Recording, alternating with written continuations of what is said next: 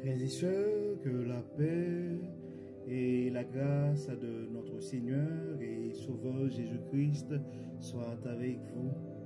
Ici est de Voyou-H Redemption Ministries pour notre dévotion matinale pour ce samedi 27 juillet 2024.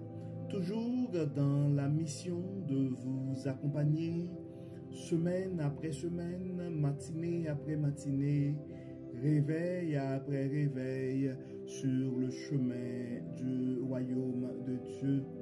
Car l'essentiel, frères et sœurs, est dans le royaume de Dieu. La force est en Dieu, l'abondance est en Dieu, la sagesse est en Dieu, et surtout l'espérance, frères et sœurs, est en notre Dieu. Et c'est pourquoi nous nous répétons à chaque instant, cherchons d'abord le royaume de Dieu et sa justice, et toutes les autres choses nous seront données en plus. Donc, bon réveil mon frère, bon réveil ma soeur. C'est ici la journée que l'Éternel a faite et qu'elle soit pour nous un sujet de gloire et de louange. Oui, que le nom de l'Éternel soit béni, que le nom de l'Éternel soit glorifié, que le nom de l'Éternel soit exalté, car notre Dieu nous a fait du bien. Il nous garde en vie. Oui, Ebenezer, jusqu'ici, l'Éternel nous a secourus. Beaucoup n'ont pas survécu cette nuit, et frères et sœurs, beaucoup ne se sont pas réveillés ce matin. Mais toi, tu es parmi les vivants, donc tu as intérêt à rendre gloire à notre Dieu ce matin. Donc, frères et sœurs, Dieu veut continuer et à nous parler. Le texte qui nous est confié ce matin, c'est le texte que nous trouvons en fait, nous avons deux portions d'écriture qui nous sont proposées ce matin. Excusez-moi, c'est Habakkuk chapitre 1er et versets 1 à 4 et Habakkuk chapitre 2 versets 1 à 4. Donc, le premier texte, c'est Habakkuk, chapitre 1er, verset 1 à 4. Le titre, c'est Plainte et questions. Donc, c'est une discussion du prophète et avec Dieu. Et dans le verset 2 à 4, on voit le titre, c'est « Le juste vivra et vivra grâce à sa foi ». Donc, on ne sait jamais, frères et sœurs, ce que la parole de Dieu peut faire dans la vie de l'un de ses enfants. Et c'est pourquoi nous vous encourageons toujours à partager ce message à un frère ou à une sœur, car on ne sait jamais. Et c'est donner la chance à un frère ou à une sœur de pouvoir se réveiller avec Dieu, de pouvoir commencer sa journée avec Dieu.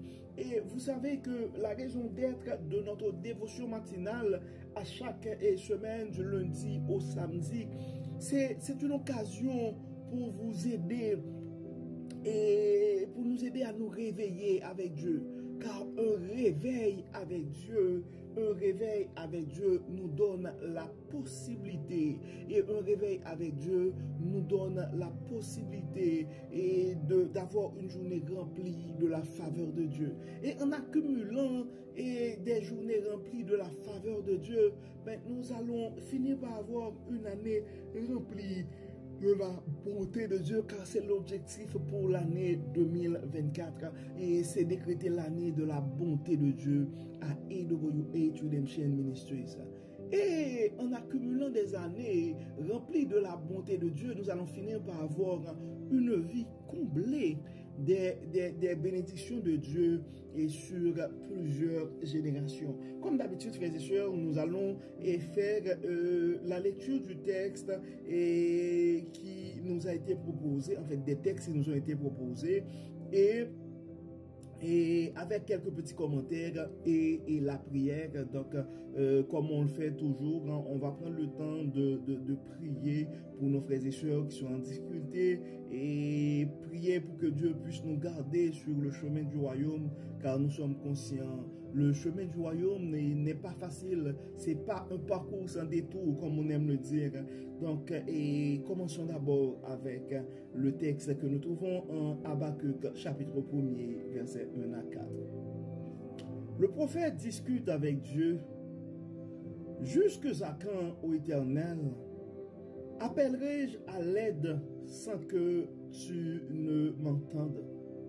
Jusque à quand devrais-je crier vers toi au sujet de la violence sans que tu sauves? Pourquoi me fais-tu voir de telles injustices? Comment peux-tu te contenter d'observer les méfaits qui se commettent? Je ne vois devant moi que ravages et violences. Il y a des querelles et des conflits surgissent. À cause de cela, on ne respecte plus la loi et le droit ne triomphe pas. Car les méchants empêchent les justes d'agir. Les jugements qui sont rendus sont corrompus. Nous venons de lire, frères et sœurs, et le texte que nous trouvons en Habakkuk, chapitre 1er, versets 1 à 4. Et en fait, et si on prend le temps de regarder ce texte, et il y a juste un seul, et il y a une phrase que je pourrais répéter: rien de nouveau sous le soleil. Rien de nouveau sous le soleil. Parce que et certains d'entre nous, en lisant ce texte, et nous pouvons dire: ah ben, c'est notre cri de détresse aussi, c'est notre plainte auprès de Dieu. Mais nous avons un deuxième texte qui nous est proposé en Habakkuk chapitre 2, versets 1 à 4. Je me tiendrai à mon poste de garde. Je resterai debout sur le fort du guetteur. Et je guetterai pour savoir ce que Dieu me dira. Ce que je répondrai à ma protestation. Et l'Éternel me répondit: écris cette révélation et grave-la sur les tablettes, de sorte que chaque lecteur la lise couramment. Car c'est une révélation qui porte sur un temps fixé, qui parle de la fin et n'est pas mensongère.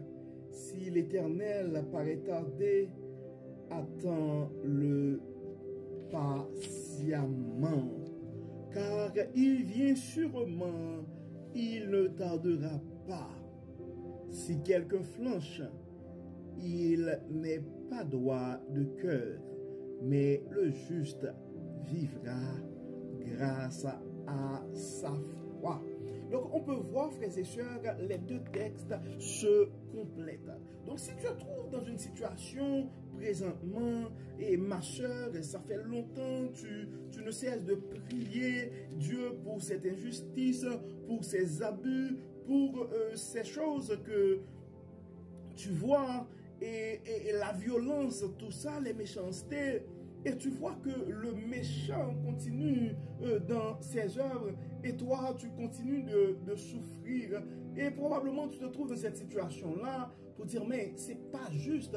Pourquoi moi, je dois continuer à souffrir? Pourquoi, malgré mes prières, Dieu ne me répond pas?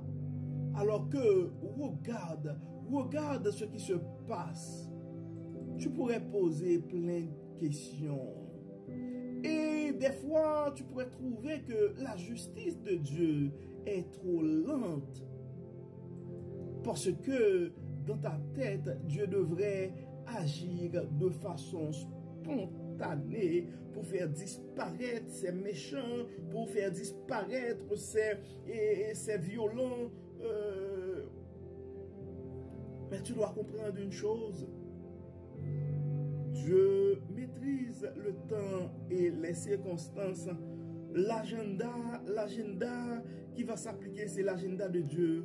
Et tu as intérêt à garder ta foi, mon frère. Tu as intérêt à garder ta foi, ma soeur, car au moment opportun, Dieu va intervenir. Au moment opportun, Dieu va intervenir. Donc, j'aime beaucoup la parole que nous trouvons en Habakkuk chapitre 2, le verset 3.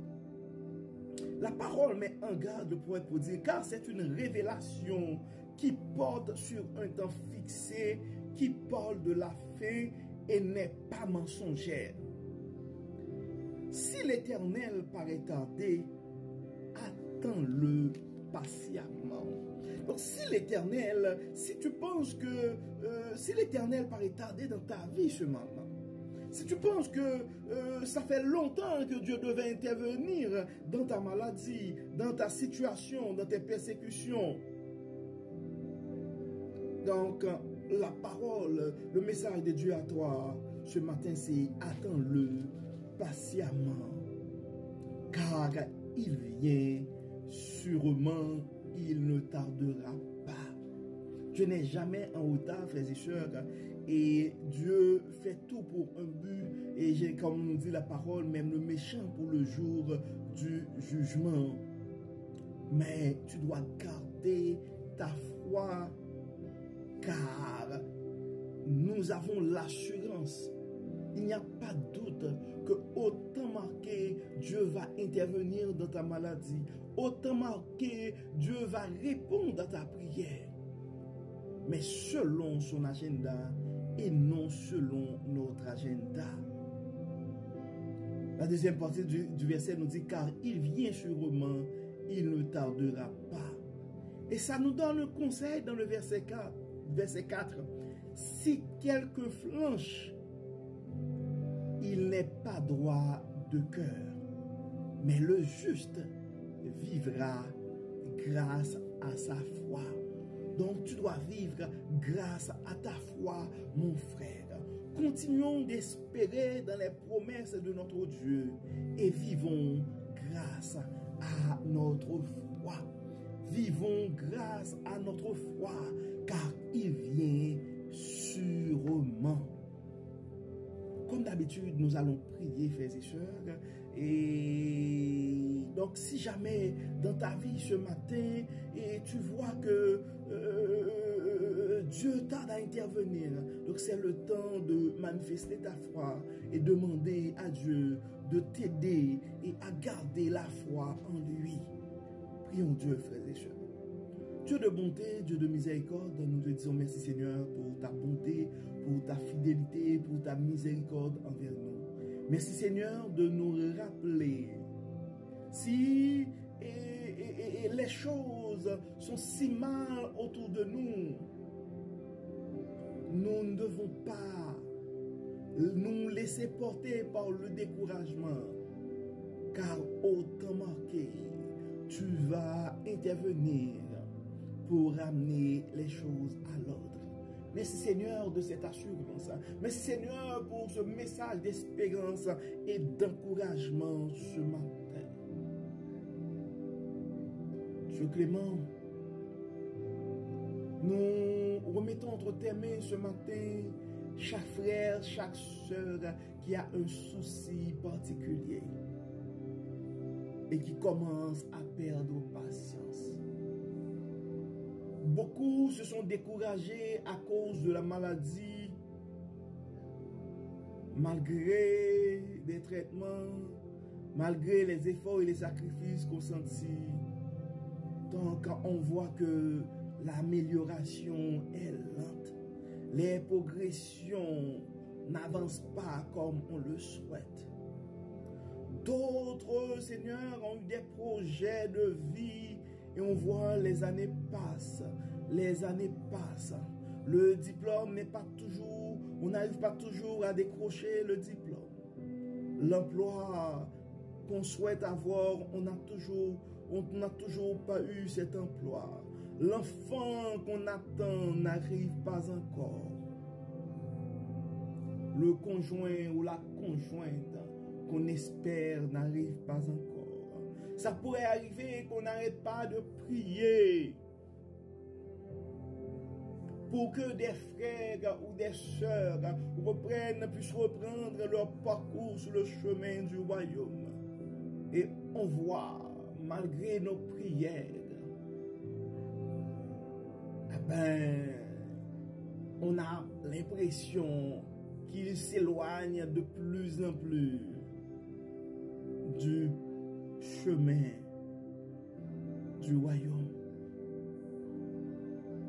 Dieu clément, Dieu de bonté, nous comptons sur toi, Dieu clément, et à chaque frère et à chaque sœur qui se décourage ce matin, nous te demandons de les fortifier, de ne les pas laisser porter par le découragement, car tu es le Dieu de toute espérance. D'autres, Seigneur, parmi nous qui sont en train de douter, poser plein de questions, parce que, en dépit de leur méchanceté, les méchants progressent.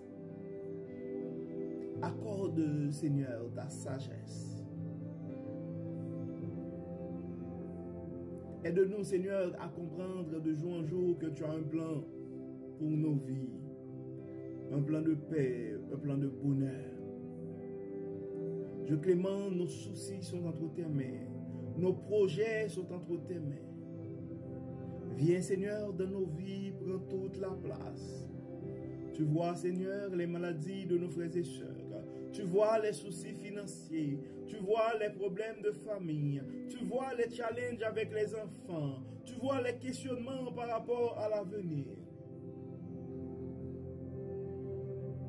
Et nous remettons tout à toi, Dieu clément. Nous comptons sur toi et nous avons l'assurance, au moment opportun, tu vas faire ton intervention. Viens dans nos vies, Dieu clément, prends toute la place. Enlève tout ce qui n'est pas de toi.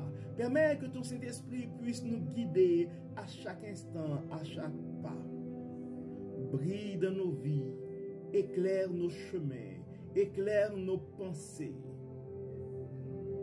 Enlève nos suffisances, enlève nos arrogances, enlève nos vices, enlève nos manquements. Bénis Seigneur, protège Seigneur, guéris Seigneur, et que tout soit fait dans nos vies, selon ta volonté. Pardonne nos péchés Seigneur, et exauce-nous. Amen. Amen.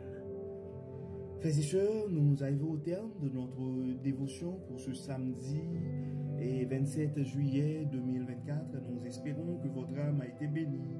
Et d'ici là, nous vous souhaitons une excellente journée sous le regard du Dieu Tout-Puissant.